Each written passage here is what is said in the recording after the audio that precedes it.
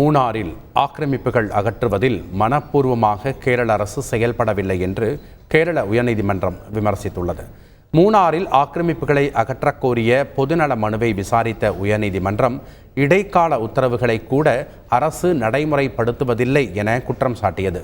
ஆக்கிரமிப்புகளை அகற்றுவது உள்ளிட்ட நடவடிக்கைகளுக்கு உயர்மட்ட குழுவை அமைக்கவும் ஜனவரி 31ஆம் தேதிக்கு முன் முதற்கட்ட அறிக்கையை தாக்கல் செய்யவும் உயர்நீதிமன்றம் உத்தரவிட்டது.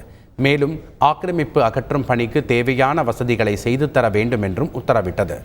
1964 பொது நலத்துடன் கொண்டுவரப்பட்ட நிலம் பதிவு சட்டம் 1971 திருத்தம் செய்த போது ஆக்கிரமிப்பாளர்கள் பயனடைந்ததாக தெரிவித்த உயர்நீதிமன்றம், இதனால் சட்டத்தின் விதிமுறைகள் குறித்து ஆய்வு நடத்த தலைமைச் செயலாளருக்கு நோட்டீஸ் அனுப்பவும் பரிந்துரைத்தது.